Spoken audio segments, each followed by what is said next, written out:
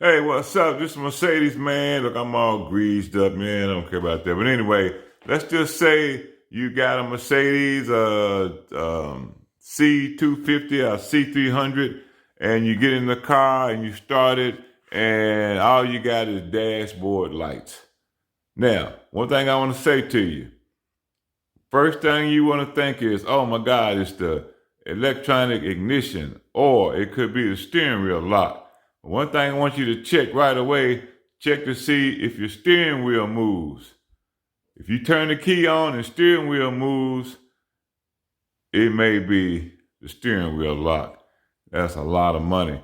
But if you turn the key and the steering wheel locks back, turn it over and it locks back, then it could be your electronic ignition. So, the way that you check that is you go down here to your fuse box. And I got no light in here.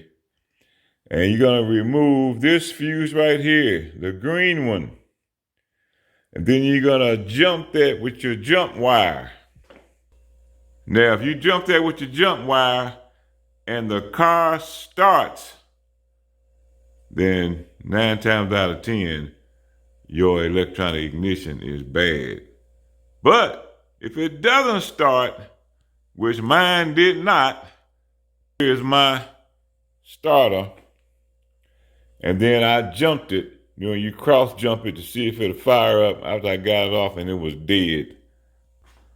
So I just finished putting the starter on, and she purred like a kitten. So I'm just saying, if you go through those steps and you get in your car one day and it just doesn't do anything, then usually it's going to be one of 3 things. It's either going to be, it could be the battery, electronic ignition, could be the steering wheel lock, or it could be the starter.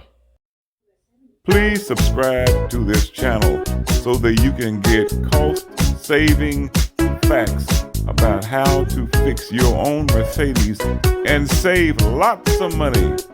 I need you to hit the button, subscribe.